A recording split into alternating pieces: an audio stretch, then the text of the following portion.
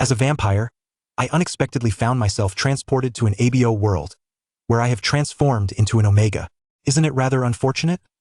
I ought to have differentiated into an Alpha instead. As an Omega, I am devoid of fangs, leaving me to ponder whom I could possibly bite. Shall I suffocate my prey by merely gnawing at the air? Fortunately, I stumbled upon a human blood bag. He perpetually bears wounds upon his body, allowing me to stealthily ascend to his bed at night and sip a few drops of blood from his injuries. However, the locations of his wounds have become increasingly peculiar. While I could tolerate those on his chest and lower abdomen, I now find myself perplexed by the blood flowing from the very center of his thigh. As I hesitated, contemplating whether to indulge, the seemingly slumbering figure abruptly opened his eyes. Are we not feeding today? 1. I am a vampire, yet I have traversed into an ABO world, where I have become an Omega. Once a source of pride, my sharp fangs now lie flat and unassuming. I attempted to bite my finger with fervor, only to realize I was merely moistening it with saliva. In that moment of clarity, I comprehended the true essence of this transformation: to starve myself to the brink of death. Just as I collapsed beside a trash bin, my stomach growling in protest, an exquisite aroma wafted through the air. The scent of blood was intoxicating.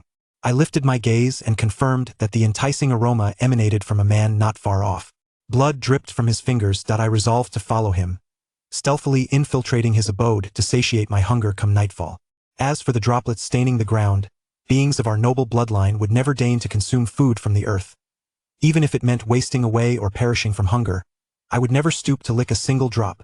5 minutes later, I licked my lips, patting my somewhat satisfied belly. Ah, how delectable. 2. I stealthily followed him to the front of his residence, slipping through the window and hiding within his wardrobe.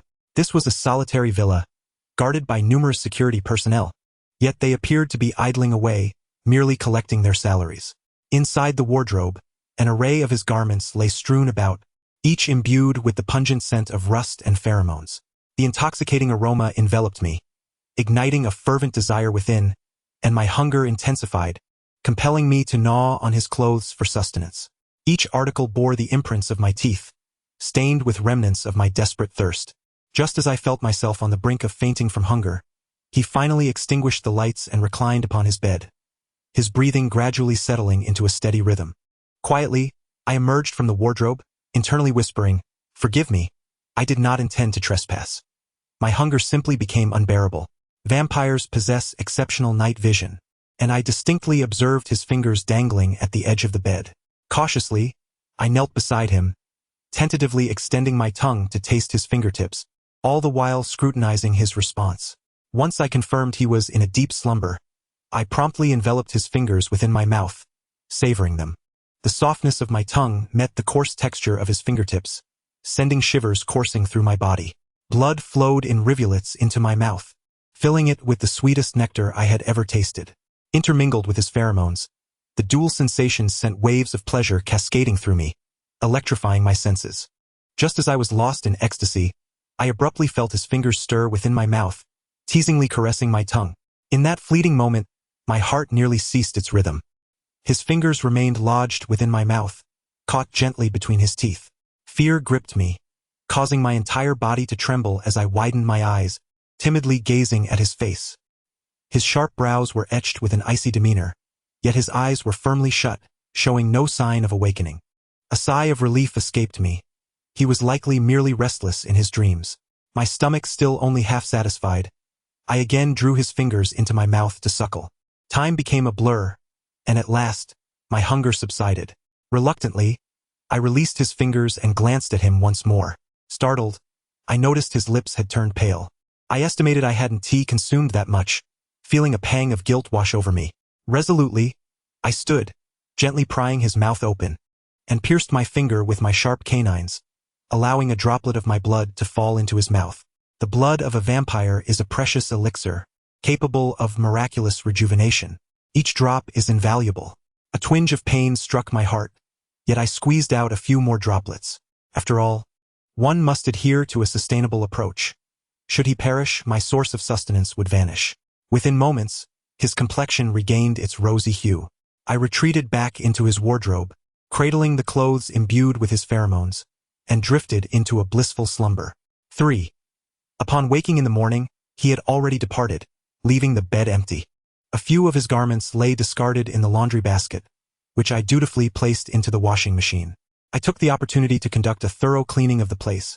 After all, I was temporarily residing in someone else's home at no cost, and ought to lend a hand. The clothes I had arrived in were now soiled, and as I rummaged through the wardrobe, I selected the smallest white shirt available. It was still oversized, ample enough to cover my rear. I unearthed a pair of undergarments, tucked away in the last row, likely untouched for quite some time. So large, I murmured, as they nearly slipped from my hips. The front pouch was similarly spacious. Is this world truly so daunting? A shiver coursed through me. I dared not imagine how painful it would be to engage in intimacy with such discrepancies. That evening he returned, bearing injuries, this time to his chest. I quietly ascended his bed, nearly touching his skin with mine. His warmth radiated, and I could detect the alluring scent of rust emanating from his skin, akin to blood, exquisite. On the third day, I noted a wound on his abdomen. It struck me as odd, yet I dismissed it without further thought. However, on the fourth day, a wound appeared between his legs. Shock coursed through me. Was this fellow engaging in battles daily? Why did he bear such varied injuries? Furthermore, who in their right mind would sustain injuries in such a delicate area? I stood frozen, bewildered.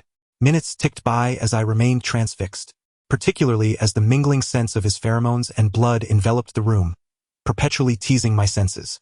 His blood was undeniably delectable, yet the location of the wound was exceedingly awkward. Who would sustain injuries there? Yet, if I refrained from feeding today, I would be left to starve for another day. I pressed a hand against my empty stomach, two little voices warring within my mind. Just as I teetered on the brink of indecision, the one who had been asleep slowly opened his eyes. Aren't you going to eat today? 4. I tumbled to the floor in shock, my spirit nearly fleeing my body. Even as he helped me to my feet, I trembled uncontrollably. I stammered, Did you know? He raised an eyebrow. Know what? That you secretly followed me home, or that you climbed into my bed in the dead of night, or perhaps that you stealthily donned my clothes and undergarments. I stood there, momentarily petrified, realizing he had been aware from the very beginning. I quickly bowed my head in apology. I'm so sorry. I truly am. I then explained my reasons for my actions.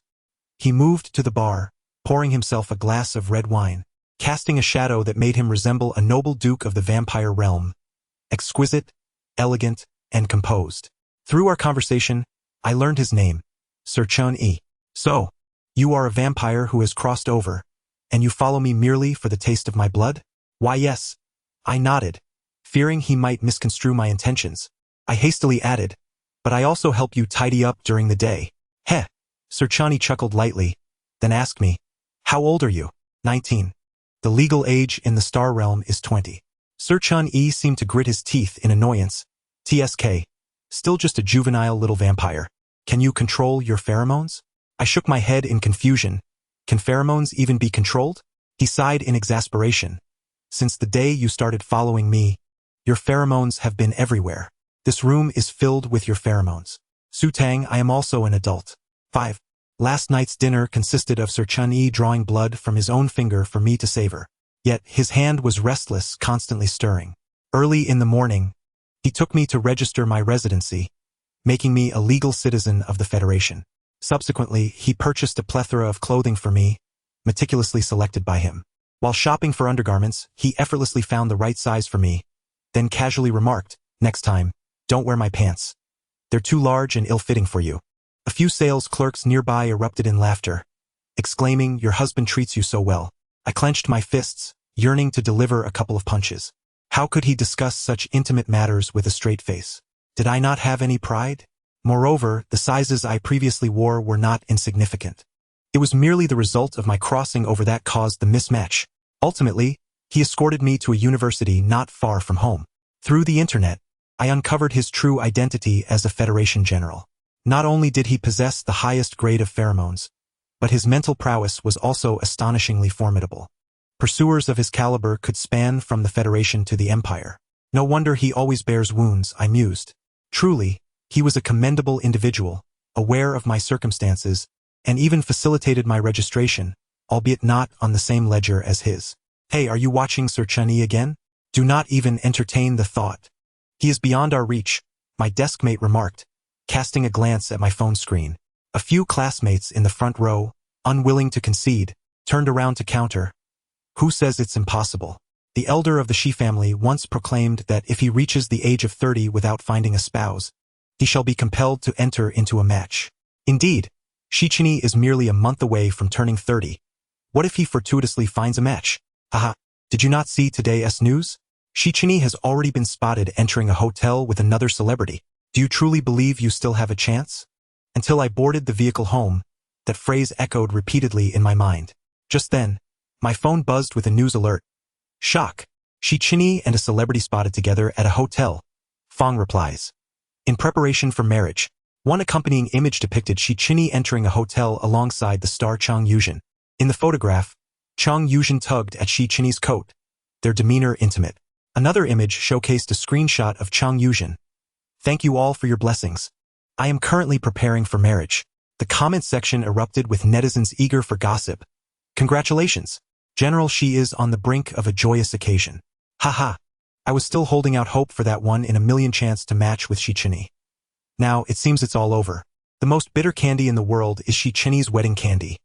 The most bitter wine is his wedding wine. The most sorrowful wedding is his wedding. Ultimately, we have awaited Mrs. Shi, and tonight, countless fans lie awake, tears staining their pillows. My lips twitched in distaste. Could they not refrain from such awkwardness? Goosebumps prickled my skin. Most comments were congratulatory, yet some expressed skepticism. Am I the only one who feels this couple is entirely mismatched? Shichini's expression looks rather displeased. A fan of his replied, his displeasure stems from being photographed. General, she intended to protect our dear Zhenjin, but alas, the news leaked prematurely. Dear commenter, you truly possess a vivid imagination. If you're jealous of our Zhenjin, just admit it. Someone like you, a mere nobody, jealous of her? Have you even glanced in the mirror? Do you think you deserve even a toe of Shichini? Go to sleep. In our clan, the term nobody does not exist. So I searched online. In summary, it boils down to 3 words: short, poor, and unattractive. Short. I stand at 178 centimeters, while Shichini is 190 centimeters, making me comparatively shorter. Poor. I am utterly penniless, while Shichini's wealth is immeasurable. Unattractive. I believe my looks can rival Shichini's. Based on a best-of-3 principle, I realized that I indeed resemble a nobody unworthy of Shichini. Upon returning home that night, my stomach felt as if it were about to collapse from hunger. Human food does not satiate me, only blood can. Earlier, as Shichini departed, he instructed, once you finish class, return home promptly. I shall come back tonight to provide a meal.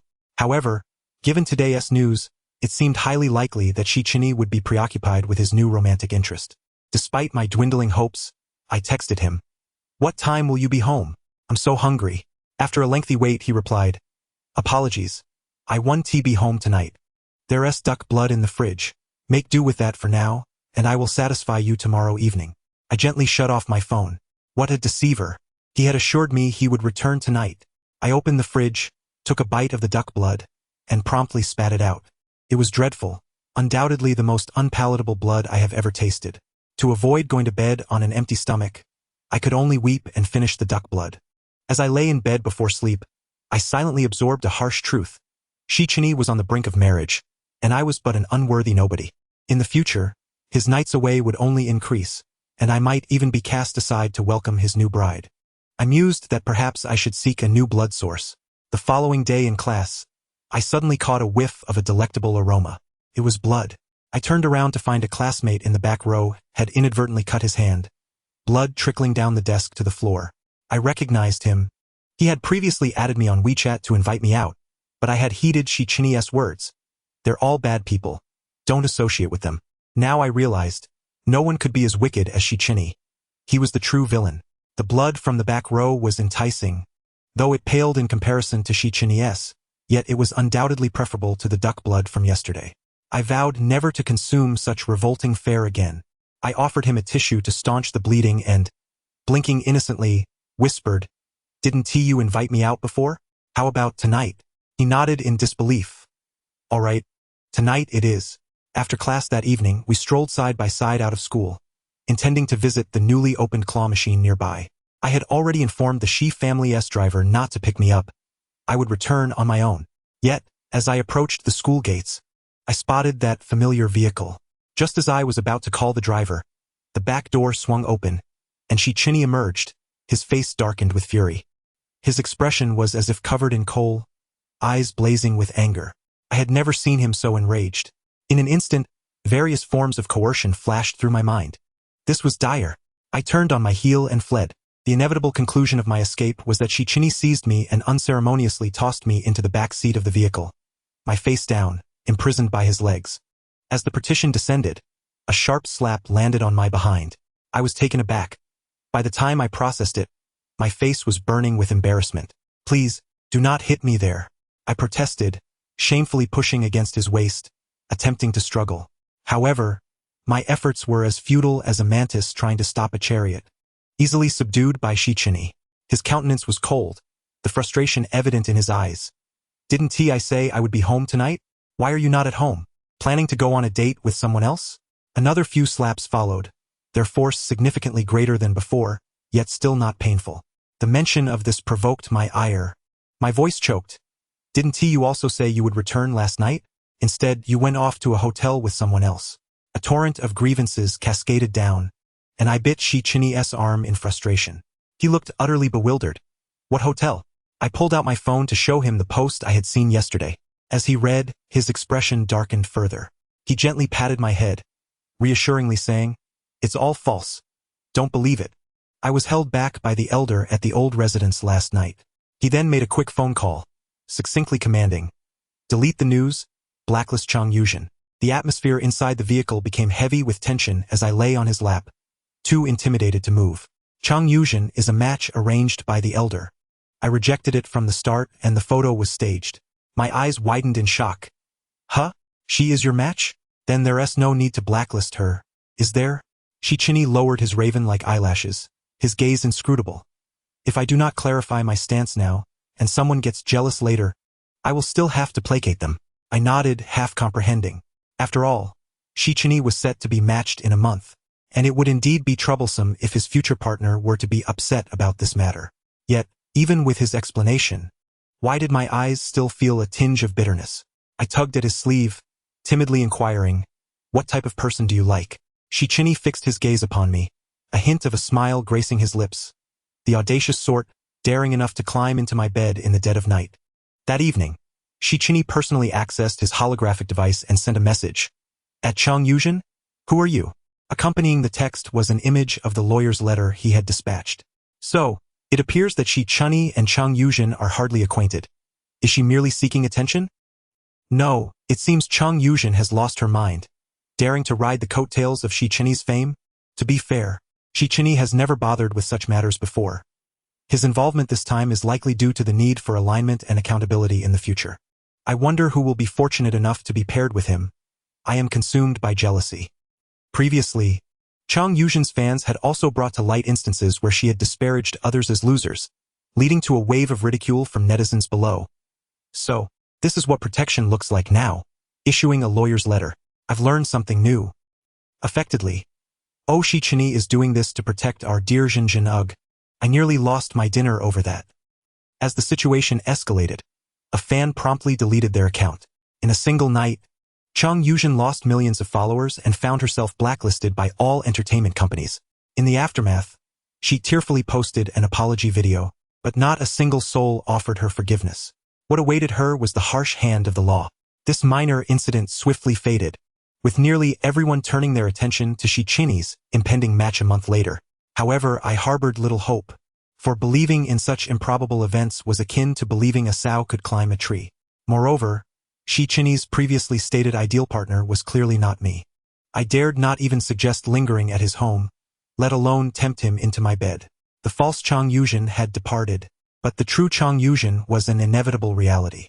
Years of federal statistics have demonstrated that those who come together through matching experience the lowest rates of divorce. Their genes predispose them to a remarkable compatibility. Thus, it was undoubtedly a prudent decision for Shichini to make. I secretly sought a part-time job to earn some money and had arranged for a rental property, planning to move in the day he was matched. The day soon arrived. The matching ceremony was held in a grand banquet format, with staff from the matching center arriving at the Shi family estate equipped with the necessary technology to conduct real-time matching at the appointed hour. The event attracted numerous elites from various fields, many of whom frequently appeared on television, reflecting Shichini's earnestness regarding this matching event. A day prior, he had presented me with an invitation adorned with golden threads, explicitly urging me to attend the banquet. Why must I be there? I inquired. Shichini locked eyes with me, enunciating each word. You are the protagonist. I grasped the implication. Indeed, the cultural nuances of language are profound. It seemed every attendee was a protagonist in their own right, witnesses to Shichini's future happiness. This was the first time I observed him so exquisitely attired, even donning a general's uniform. His demeanor was markedly different from his usual calm and detached self, consistently tinged with a subtle smile.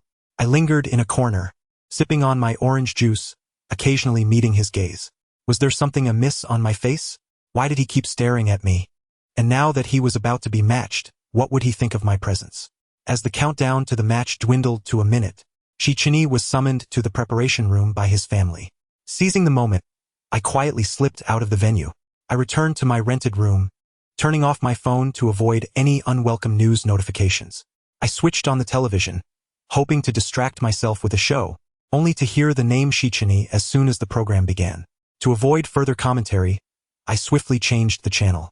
To my dismay, after cycling through a dozen channels, every one of them was covering the same topic. It appeared the results of the match had been released, prompting a media frenzy. I could only turn off the television and lie on my bed, forcing myself to sleep. Just as my pillow became increasingly damp, a sudden knock echoed from outside my door. Shichini's voice, low and ominous, pierced through the door. Su Tang, open up. The moment I opened the door, I felt a dizzying rush, and before I could comprehend, I was pinned against the door by Shichini. His heated form enveloped me. Shichini firmly lifted my downcast face. Why? The remainder of his query was swallowed by the intensity of our gaze. I feigned strength, inhaling deeply to mask my vulnerability, unaware that my reddened eyes betrayed my tumultuous emotions, much like a drenched fawn. Shichini gently brushed away the traces of my tears, his tone softening considerably as he spoke. Why are you crying? I pushed against him. You are already matched. We cannot engage in such intimacy. Please leave. Shichini remained unmoved, instead opting for self-deprecation. My intended partner not only rejected my confession but also fled at the critical moment. My eyes widened in disbelief. I had never imagined Shichini could experience rejection. Then go after them. Why are you here with me? He leaned in closer, our proximity intensifying, allowing me to see the trembling form reflected in his pupils. My heart skipped a beat. Shichini slowly began to speak. Isn't this precisely what I am doing? I found myself momentarily paralyzed. Confined within the world he had crafted, I was enveloped by the scent of iron and his pheromones. My mint spoon. And it took a while for me to grasp the implications of his words. Do you mean to say you're pursuing me? But you were meant to be matched today. Shichini pressed his lips together, remaining silent, and instead, he swept me into his arms and seated me on the sofa. I straddled his lap, my back against his chest.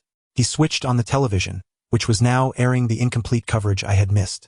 Shichini's confession was met with rejection. A sea of roses failed to attract the protagonist. The screen displayed thousands of roses rising majestically on the banquet stage, with Shichini standing alone at the center, looking forlorn. Shichini wrapped his arms around my waist, placing a gentle kiss on the nape of my neck. There will be no match. I planned this for so long, merely to seize this opportunity to confess to you, with all those present as our witnesses. A wave of bittersweet emotion washed over me, and before a tear could fall, Shichini tenderly wiped it away. His voice reverberated in my ears. I like you. Will you accept me? I was taken aback by Shichini's directness, my mind swirling, yet I fervently nodded in agreement. Then why did you run away? I stammered. I'm sorry. I just couldn't bear the thought of seeing you with someone else. I thought you no longer wanted me. After a moment of silence, Shichini lifted me to my feet before the floor-to-ceiling window, pointing to a nearly invisible star in the sky. Do you see that star? It is the guardian star of the blue planet. I will protect you like it forever. 3 months later. Today is my birthday, yet Shichini was summoned early to the Alliance headquarters for a meeting. With the borders unsettled and the insectoids poised for action, the possibility of war looms. As I unwrapped the multitude of gifts Shichini had procured for me, I found myself far from bored. When hunger struck, I retrieved a vial of blood he had stored in the freezer, ensuring I wouldn't go hungry. However, as I continued unwrapping, I suddenly felt off. My body weakened. A wave of heat surged within me, and my temperature skyrocketed. Within my bones, it felt as though swarms of insects were crawling, and even my breath grew heavy and labored. Something was amiss, profoundly amiss. I attempted to rise, but I found myself utterly devoid of strength. After much struggle, I finally managed to shuffle towards the wardrobe in the bedroom, drenched in perspiration. My glands secreted a copious amount of pheromones, enveloping the entire building almost instantaneously.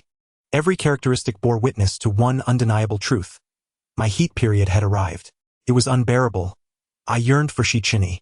My vision began to blur, my consciousness wavering, yet my body instinctively gathered all of Shichini's clothes around me, even clutching a piece in my mouth. The air was thick with his distinct scent, reminiscent of rust, as though I were cradled in his embrace. Time slipped away, and in a haze, the wardrobe door swung open, and I was enveloped in a warm embrace. "Baby," Shichini whispered, pressing a kiss to my ear, releasing pheromones to soothe me. I was gently laid upon the bed, his broad frame covering me. "Baby, you smell divine. Like milk." His sharp teeth grazed the nape of my neck, holding on with a delicate yet firm grip. It was akin to being ensnared by a predator at the pinnacle of the food chain, one that withheld the fatal blow, extinguishing all hope within its prey. Just as my glands had begun to secrete their essence, he licked it away, and I could hear the sound of him swallowing beside my ear. I choked out a broken plea, "Bite me." The predator at last showed mercy, its fierce fangs piercing in. The pheromones surged into my body like a deluge, filling me entirely. Shichini lifted his head, his voice deep and hoarse as he delivered my final decree of mortality. "Baby, enduring this heat requires a lifelong mark." For an entire week, I remained bedridden, with Shichini attending to all my needs. His image in my mind crumbled entirely. He resembled a dog that had never tasted meat. As he tenderly massaged my aching waist, he implored in a pitiful tone, "Baby, I was wrong, please forgive me. I want to do it again." I weakly rolled my eyes, my voice raspy. "You still want it next time?" His hands, restless, began to wander upward, and I promptly swatted them away. Caught in the act, Shichini chuckled. "Sorry? Baby, with you beside me, I can't help myself." I rose to kick him out of the bedroom. "You will sleep in the study tonight. You are not allowed to enter." "Baby, I've already bought durians in advance. I'm kneeling here. Please calm down and let me in tonight." Before long, the Federation went to war against the insect race. Anticipating this, I had mentally prepared myself. The battleground was on another planet, tens of millions of kilometers from the Federation star. As a general, Shichini ascended to the front lines. Before his departure, he stocked a freezer full of blood. I helped him adjust his combat uniform and, standing on tiptoe, pressed a kiss to his lips. Just before boarding the warship, he told me, "Wait for me to come home." Each day, I remained at home, watching the reports from the front lines. With every victory the Federation achieved, my fear lessened a fraction. Shichini would diligently send me updates. "Baby, I miss you so much. Do you miss me? Don't worry, the war is going smoothly. Tomorrow morning is the final battle. Once it's over, I'll come home. I want to eat your braised ribs." Before dawn the next day, I rushed to buy an abundance of ingredients, hoping to have a feast ready for Shichini upon his return. He would surely have lost weight during this battle, so I needed to prepare ample nourishment for him. Yet, as I joyfully chopped vegetables, my holographic communicator suddenly received a message. It was an urgent notification from the Federation. Shichini gravely injured, near death. The knife slipped from my grasp and I collapsed, repeatedly confirming that the message indeed came from an official source. I couldn't believe it. Shichini had assured me that the war would end soon. How could he suddenly be gravely injured? It must be false. Someone had hacked the Federation system. I kept telling myself not to be deceived. Yet tears began to blur my vision. Why? Why did this have to happen? Only upon boarding the spacecraft sent by the Federation did I learn the truth. The day's battle had initially promised overwhelming victory, but one squad had inadvertently fallen into the insect race's trap. In a bid to rescue them, Shichini had put himself in harm's way. He fought valiantly to ensure the squad members escaped, while he alone battled against thousands of the insect race. By the time the Federation's reinforcements arrived, the ground was littered with a mountain of corpses and rivers of blood. They found Shichini among the thousands, but he was beyond salvation.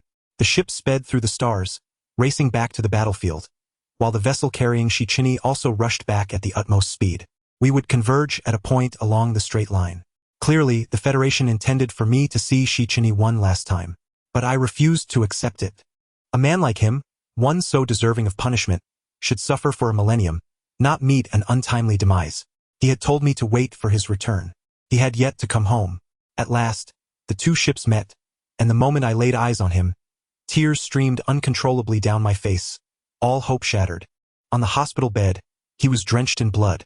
Despite multiple blood transfusions, he continued to bleed profusely. His internal organs were shattered. How he must be suffering. The other personnel vacated the room, leaving only me and Shichini. I knelt at his bedside, clutching his cold hand, weeping inconsolably. His eyes, once closed, flickered open slightly.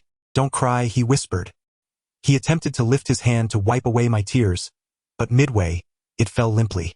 Another spurt of blood escaped from his throat. "I'm sorry. I don't want to hear you say sorry. I want you to be okay. You promised me you'd come home. You will survive, won't you?" Shichini offered a weak smile, but the next moment, he closed his eyes again, overwhelmed by pain. He lacked even the strength to deceive me. The ship continued its journey through the vast cosmos, passing a deep blue planet along the way. The azure oceans intertwined with vibrant green lands, radiating vitality. This was Blue Star, the abode of our ancestors. Surrounding Blue Star was a battered white planet, forever encircled, until the very end of the universe. With his last ounce of strength, Shichini struggled to lift a finger, pointing at that satellite. He opened his mouth, yet no sound emerged. In that moment, I understood what he wished to convey. He was saying, "I will guard you forever, like that star." "No, I don't want you to die," I cried out, frantically seizing the knife nearby and slashing my palm. Blood gushed forth like a fountain, flowing into Shichini's mouth, yet his lips remained pale.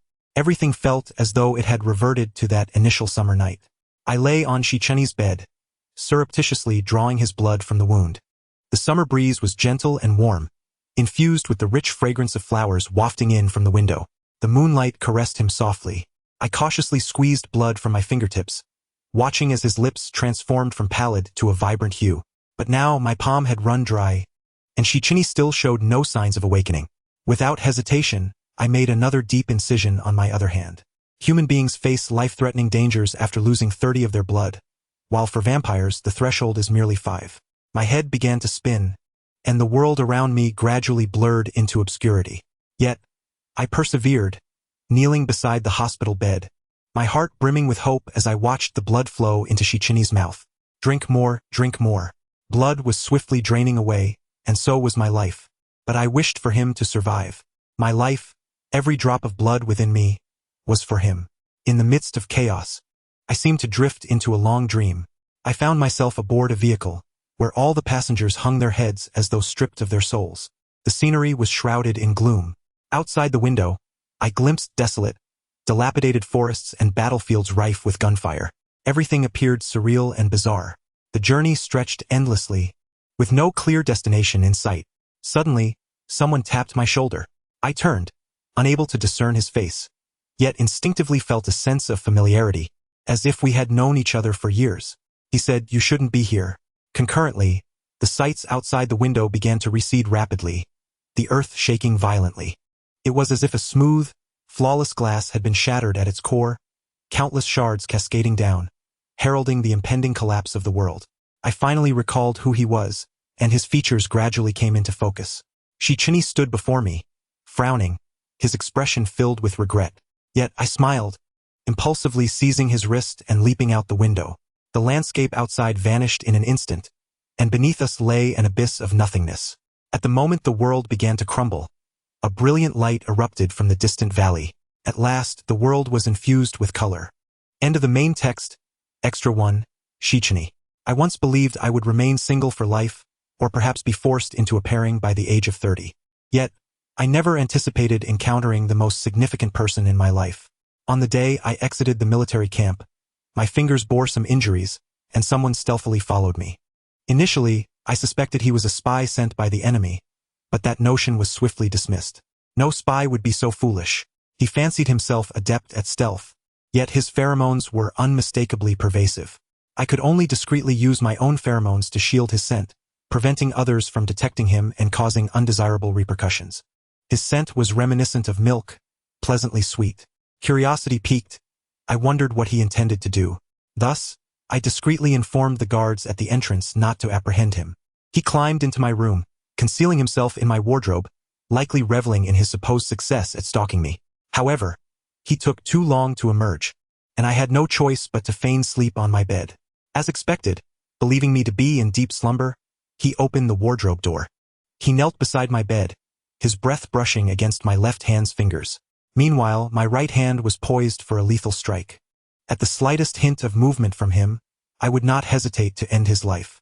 Yet, to my astonishment, he merely licked my fingers, even taking a few sips of blood.